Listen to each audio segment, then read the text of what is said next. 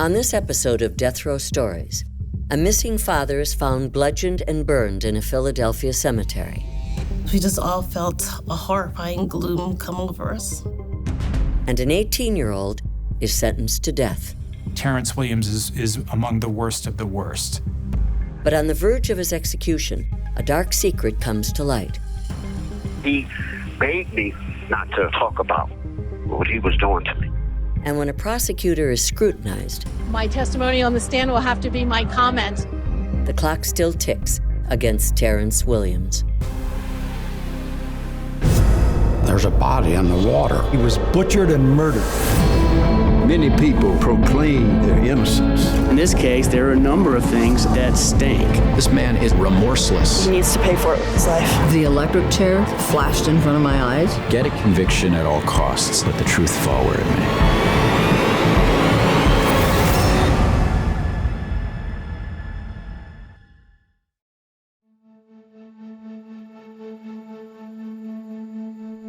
On the evening of June 11th, 1984, 56-year-old Amos Norwood went missing in the quiet Philadelphia neighborhood of Mount Airy.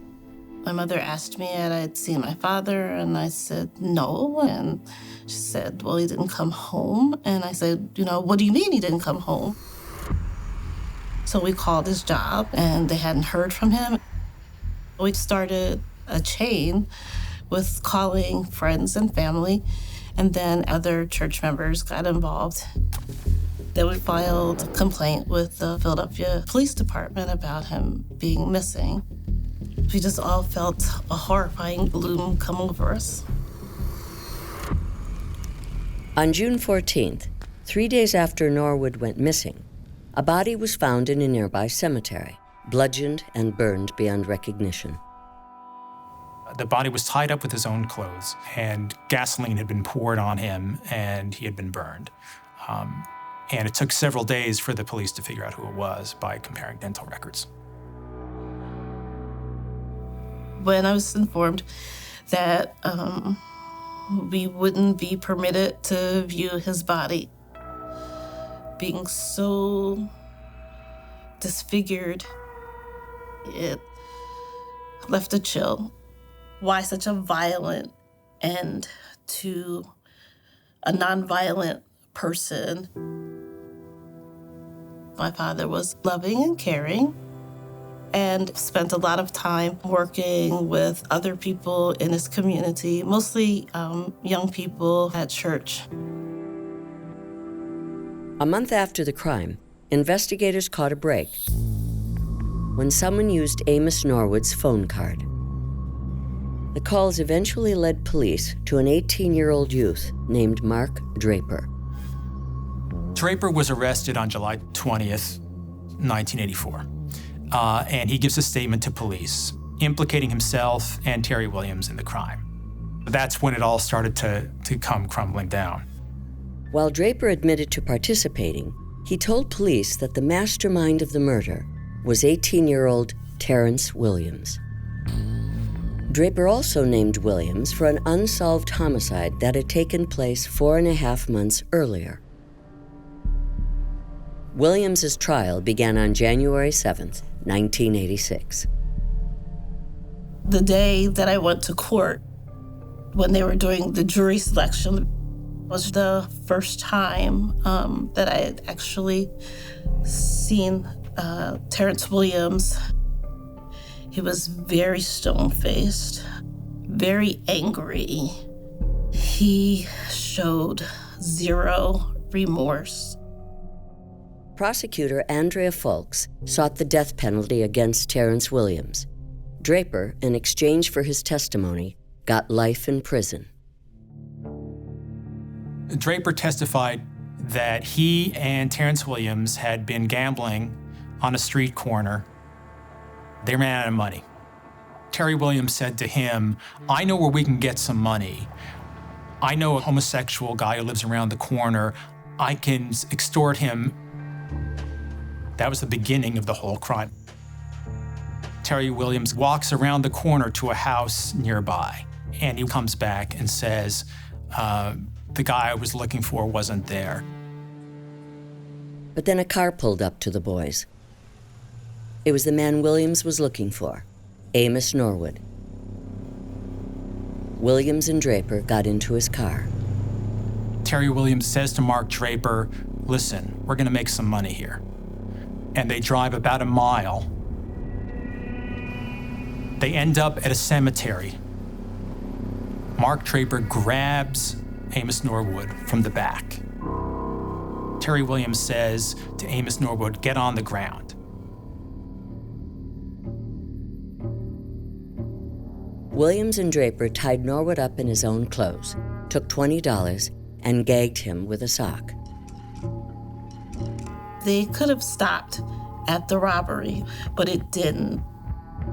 According to Draper, Williams got a socket wrench and a tire iron from the trunk of Norwood's car. Williams starts hitting Norwood over the head with a tire iron, repeatedly. And he says to Draper, "You have to do this too. You're part of this." They take turns hitting Norwood over the head until he stops moving, and there's a ton of blood. They drag the body and dump it between two tombstones. And they drive away in the dead man's car. A friend of Terrance Williams, Ronald Rucker, also took the stand and testified that later that night, Williams showed up at a house party. Williams arrives in Center City, Philadelphia. He's nervous, he's agitated. Rucker says, "What's wrong?" Williams says, "I just offed a guy named Amos." And Williams says that he's worried about whether there's evidence left at the crime scene and he's gonna go back and burn the body.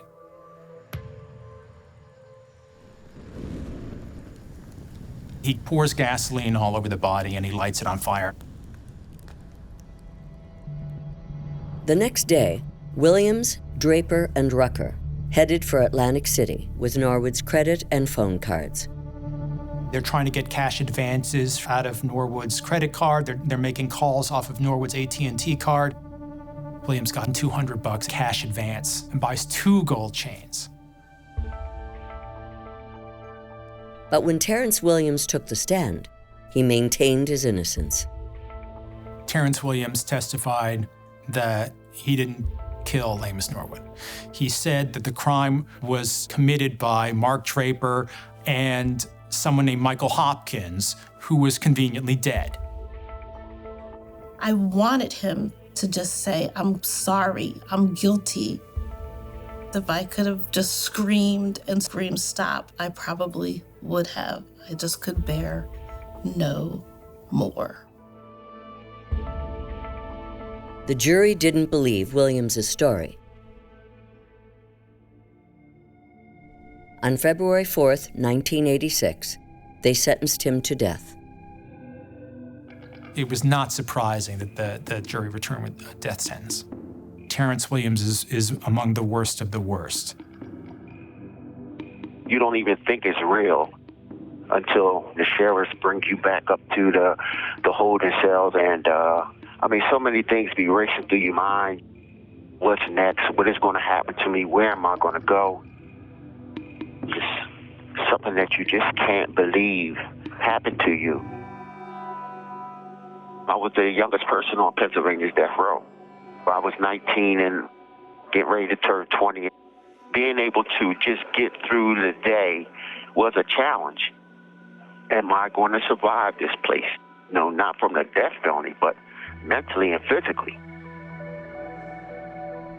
In February 1986, Terrance Williams was placed in solitary confinement on Pennsylvania's death row.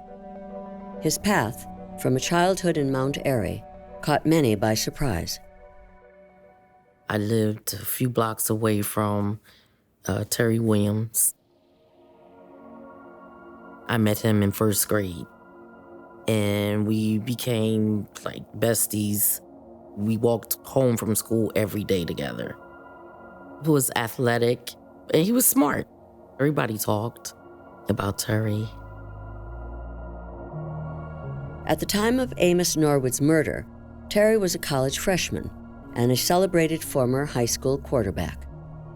The sports culture was really big, and football was the biggest, and it really felt really good. But I was never the type of player that, was a braggadocious or anything like that. That was a really good time in my life. He got a football scholarship, and I was proud. I was so proud. Oh, my God. He came to my house, and I told him, Terry, you have the world in your hands. Please do something with this. The football field was a very important way of getting out of a house that was always filled with some type of tension. That's where I went to for my comfort. My mom was a very aggressive woman. If she got mad at you, she would exact her punishment right then and there. When she beat me and my brother and my sister, she beat us with extension cords, switches. But once that is over, you had no other choice but to seek her for consolation as well. She was all I had. Every time she beat him, I never saw him cry. He held everything in. The first time I tried to console him, he pushed me away, but I knew he needed me there. I was too ashamed to talk about what was going on with me. It was just too difficult because I was made to feel that it was my fault. Terry deserved for someone to help him early when this stuff was going on, and things may have not gotten to this point, He deserved a chance, and he did not have a chance at help. When I first met Terry, I was very much taken with him. Terry is an extraordinarily likable fellow. He's very smart, very articulate. He's well-read. What would make someone act out in such a horrible way? And that was our job as lawyers, to try to answer that question.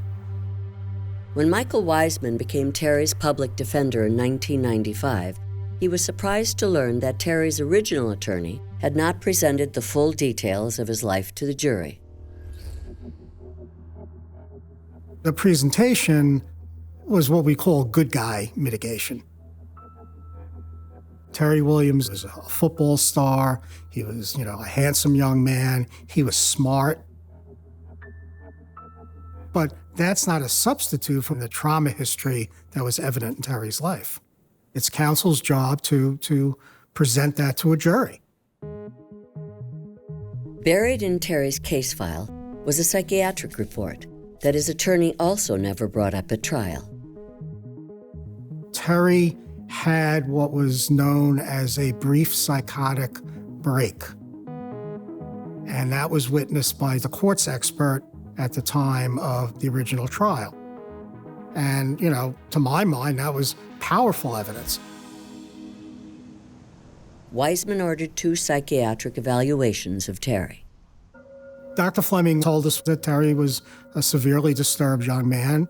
Dr. Kaufman found that Terry's ability to basically conform to the rules of society was substantially impaired as a result of his trauma.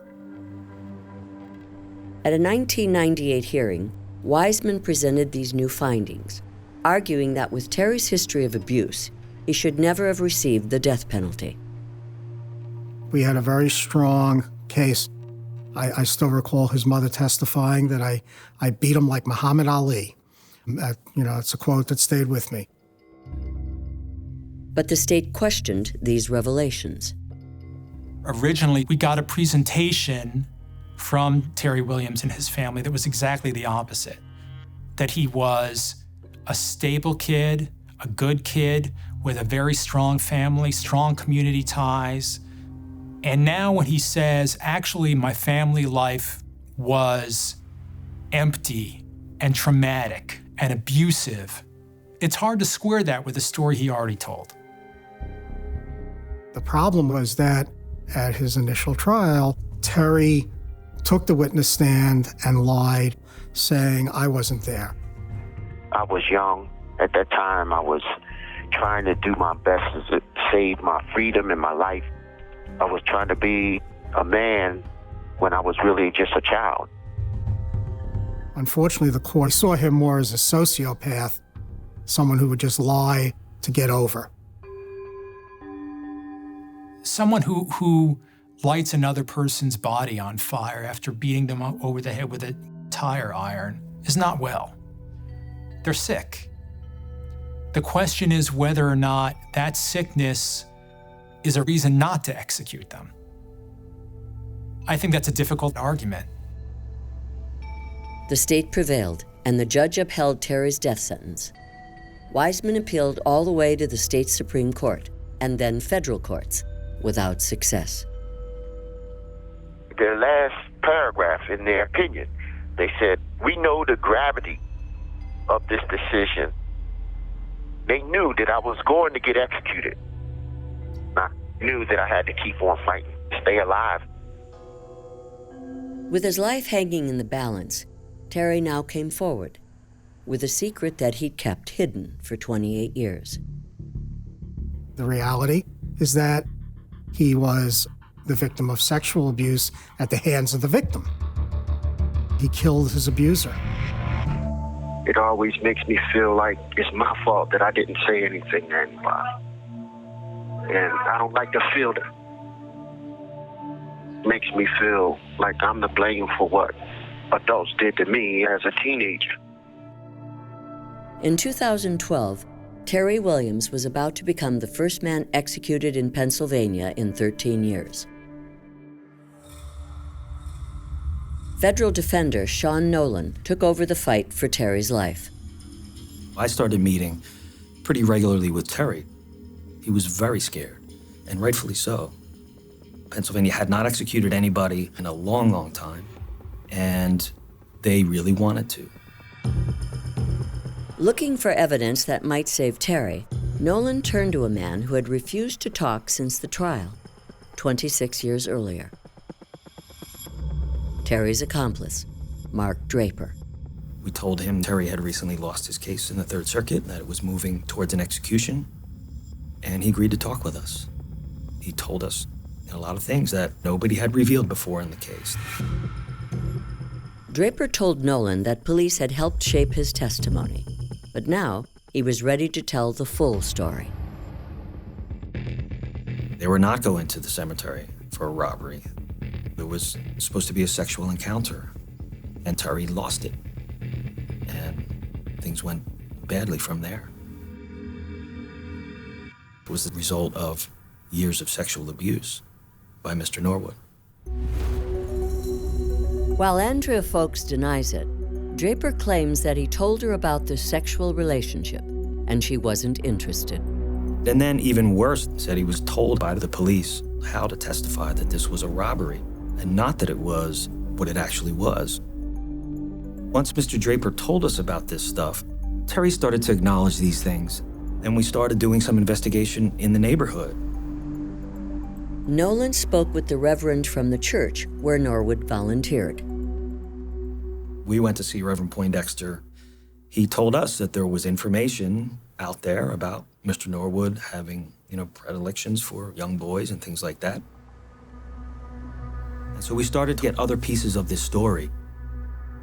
We found a man who had been a boy at that time, and he told us about Mr. Norwood propositioning him. That's really when we got to the point where we decided we should bring in a specific expert regarding sexual trauma, and that's why we decided on David Lezak. I have evaluated about 200 men in capital murder cases. I met with Terry for about a total of 10 hours, and it was it was a level of emotional anguish that you rarely see in another human being.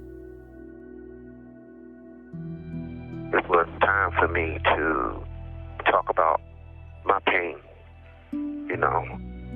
my hidden secrets. I felt I couldn't hold on to no more if they were going to execute me. Terry's entire life was really catastrophic. The first person who abused him was a teenager. Terry was 6 years old. According to Terry, his teenage neighbor invited him over to play, then raped him. When Terry got home, he told his mother. I showed her my bleeding from my buttocks, but it was wash up, clean up, and then put your clothes on. The person that you want to confide in most was the person who forbade you from speaking of it again. And that made me feel alone. It made me feel not protected. And it certainly made me fearful of even speaking out. Terry said that by middle school, a teacher began buying gifts for him and his family and raped him numerous times. Sexual predators see these kids, and they recognize the absence of any kind of love in their life, and they just exploit that. Terry told Dr. Lisak that when he was 13 years old, Amos Norwood, who was 51, approached him at a local deli. Norwood propositioned Terry and offered him a substantial amount of money, and Terry finally relented. Very quickly, these sexual encounters became violent. Norwood would whip Terry. Then he would cry and be sort of all contrite and remorseful. When you're that age, you don't necessarily know how to tell someone to stop hurting you. I thought it was going to be blamed of him not being a part of the church, losing his marriage, losing his friendships. There's times where he begged me not to talk about what he was doing to me. After 26 years on death row, Terry finally revealed the details of the night that led to the death of Amos Norwood. I was overwhelmed with fear and anger and rage, and I had enough of it. On the night of June 10th, Terry met with Norwood in a parking lot, and Norwood anally raped him against a car. It was excruciatingly painful. That rape, I think, was a catalyst. A tremendous amount of anger, a tremendous amount of hurt, a tremendous amount of shame overtook me the last time he raped me the night before. What he told me is, as he's striking Norwood on the ground, he is screaming, "This is what you did to me." I didn't know how to deal with those emotions anymore. I didn't know how to deal with those feelings. He's finally unleashing the fury that has been bottled up his entire life.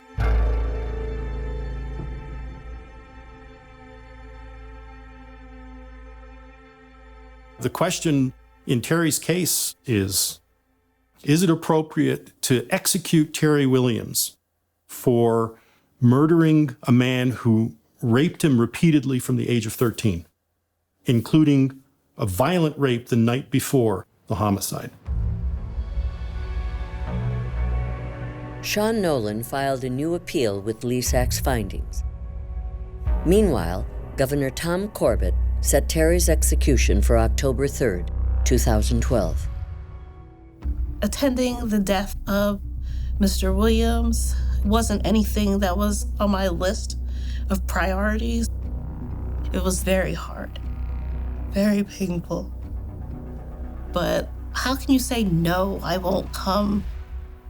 I want to see justice served, and I want to represent my father.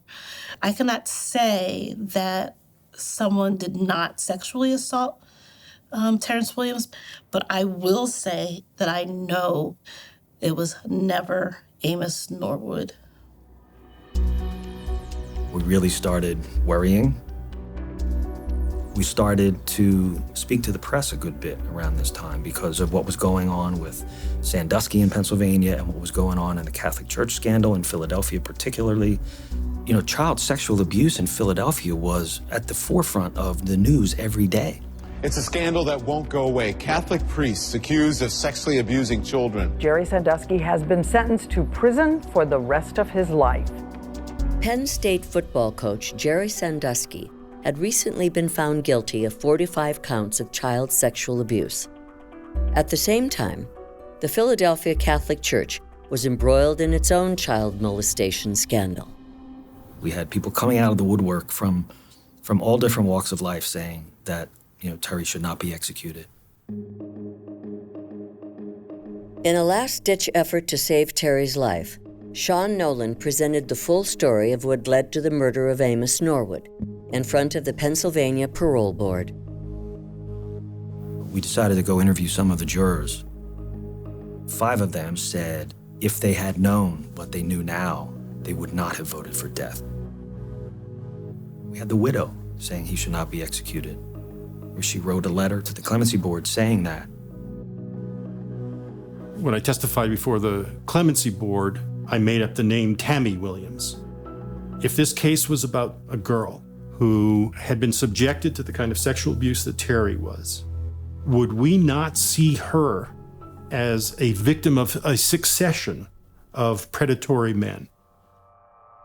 But the state argued Terry was a vicious murderer who deserved to die. Chief federal litigator Tom Dolgenos made the case for Terry's execution. This was an extraordinarily brutal murder, and more than that, it was not his first crime. He had murdered a different man named Herbert Hamilton a few months before. At the time Mark Draper gave Terry up for the Norwood murder, he also named him for the unsolved killing of 50-year-old Herbert Hamilton, a supporter of local youth sports. Hamilton was a classic predator. He bought gear for the team, so he was viewed as this nice guy who's doing good things. But it was a pretty thin veneer because he was an intimidating, threatening individual. According to Terry, he was 17 when Hamilton pressured him into sex for money. One night, an encounter escalated. He asked Terry to pose for nude photographs, and when Terry refused, it moved very quickly to threats, then erupted into a violent fight between Terry and Hamilton. And Terry killed the perpetrator. Terry faced trial for Hamilton's murder a year before Norwood and claimed self-defense, but prosecutor Andrea Fulks painted Terry as a prostitute who murdered his John. The argument that Terry Williams chose to prostitute himself is absurd. Hamilton groomed Terry like all the other predators in Terry's life. This didn't just happen once. This happened over and over and over again, and it happened to a child. Terry was found guilty of third-degree murder in the Hamilton case, carrying a sentence of up to 27 years. Where there was more evidence of a sexual relationship, the prosecution was perfectly willing to provide evidence of motive. But in the Norwood case, there wasn't any evidence. Terrance Williams has every incentive to make something up. He's literally trying to save his skin. The Clemency Board voted 3-2 in favor of mercy for Terry, but a unanimous vote was required for the governor to act. With Terry Williams' execution just 2 weeks away, new evidence would now come to light. The prosecution has said that all of the things that we were saying about Mr. Norwood were based on hearsay, but that's not really the case because the evidence was in their own files the entire time. The execution was so imminent and the possibility was so high. They were asking me where I was going to send my body and who was responsible for accepting my body, how was it going to be transported. And that was a very, very chilling feeling. Terry's execution was just days away when a new Philadelphia judge agreed to review his case. Judge Sarmina ordered the prosecutor's trial file to be brought to her chambers for her to review. And so we felt pretty good about our chances at that point. Terry Williams would get a new hearing, and only 2 witnesses would be called: accomplice Mark Draper and prosecutor Andrea Fulks. Fulks was asked about whether she had any inkling that there was this sexual relationship going on, and she acknowledged that she did. Then it was Mark Draper's turn on the stand. Mr. Draper testified that he knew that Terry had been in a relationship with Mr. Norwood, and that he was encouraged by the prosecution and the police not to talk about this as a sexual encounter or anything like that. And so the judge decided she wanted to see what was in this police file. Judge Sarmina ordered all files to be handed over to the court. Terry's defense team would finally see the evidence they'd been fighting to uncover for 26 years. And it was a very bizarre scene. There was a group of prosecutors at one end of the table in this back room. They went through the files first and then passed them down to us. And I think that it was really an aha moment, like, oh my gosh, they have been just concealing this evidence for years, and now here it is right in front of us. At trial, Andrea Fulks had called Reverend Poindexter to testify that Amos Norwood had been a pillar of the community. But his original statement to police told a different story. They took a statement that talked about Mr. Norwood being with young boys and things like that, and they took all of that out of his statement. Judge Sarmina used the word sanitized, that this statement was sanitized, and it really was. In the files, Nolan also found troubling statements from Norwood's widow. Mamie Norwood talked about some strange encounters that her husband had had. And again, the police sanitized that portion of the statement and turned over a different statement by Ms. Norwood to the defense. The other things that we found in there were handwritten notes that the trial prosecutor had taken, that there might have been some strange things going on with Amos Norwood and sexual encounters. They're trying to have Terry executed when they have continually hid evidence in this case that certainly would have changed the verdict. They knew that Mr. Norwood was touching little boys. Show that to the jurors, and they're going to say, absolutely not. We would not have voted for death in this case, and that stings to high heaven. We had been arguing these constitutional violations in that regard for years, and they continued to deny this stuff existed. And here, lo and behold, we found it right in the police file. Comfortable with the testimony? I really can't comment on it. Testimony, you're comfortable with the way you handled the case from the beginning? What's important is that the record is clear, and that's all I can say. The evidence the prosecution didn't turn over were a couple of notes about what people had said about Amos Norwood, this kind of gossip. That's not evidence of a sexual relationship. 3 days before the scheduled execution, we went back to court. I mean, the tension was just palpable. I just remember when Judge Sarmina read her order, you could almost feel this exhale in the courtroom. Judge Sarmina ruled the death sentence was unconstitutional because of them withholding evidence, and she also issued a stay of execution at the same time. I think it would have been much easier down the line if, she had found those notes or whatever and disclosed them to the other side. But do I think it actually affected the justice of the case or the appropriateness of the verdict? I don't. The state filed an emergency appeal to the Pennsylvania Supreme Court to override Judge Sarmina's ruling. If granted, Terry would die in a matter of hours. He was scheduled to be executed at 7 o'clock that night. It got to be about 4:15. Me and my 2 colleagues were sitting over in a park next to the courthouse, just kind of not sure what to do at this point. Meanwhile, Terry's execution is less than 3 hours away. The SWAT team had come and they were preparing to move him. They were waiting outside. They had a van ready that was going to get executed. I got a call at about 4:30 from a reporter in Philadelphia who said to me, I just got word that the Pennsylvania Supreme Court is going to leave the stay in place. That's how we found out. I found out from a reporter. I just got on the floor and started praying, started thanking God, just start thanking so many people that worked hard to get me to that point.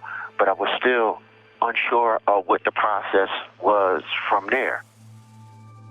The Pennsylvania Supreme Court temporarily stayed Terry's execution in order to fully review Judge Sarmina's decision, a process led by Chief Justice Ron Castile. But Castile had also been the district attorney at the time of Terry's original trial. One of the first things we found when we were allowed to go through the district attorney's file was a memo personally signed by Ron Castile saying, "I hereby authorize you to seek death." So we filed a motion for his recusal. Castile personally denied the motion for his recusal, and 2 years later, presided over the court's unanimous decision. In December of 2014, the Pennsylvania Supreme Court overturned Judge Sarmina's decision. Terry was back at looking at being executed. I've been in survival mode, for so many years. But this was something different. It really just broke my heart. At that point, we were kind of back to the drawing board. Where do we go now? And that's when we decided to try to take this issue up to the United States Supreme Court. And then in October of 2015, they accepted the case. 8 months later, the U.S. Supreme Court ruled on Terry's case. Justice Anthony Kennedy announced their decision. Whether to ask a jury to end the defendant's life is one of the most serious discretionary decisions a prosecutor can be called upon to make. Nor is there any doubt that Chief Justice Castile had a significant role in this decision. For these and other reasons set forth in the opinion, the judgment of the Supreme Court of Pennsylvania is vacated. Terry Williams' death sentence was overturned. In December 2017, Terry appeared before Judge Sarmina to learn what his new sentence would be. It was a full courtroom, lots of supporters, and Terry read a statement that he had prepared that was filled with remorse. I destroyed my life, and I've destroyed other people's lives who were a part of my family and the victim's family. There's no feeling worse for me to know that I can't take back what I have done. Terry was resentenced to life at that point by Judge Sarmina. And so finally, he was moved off of death row.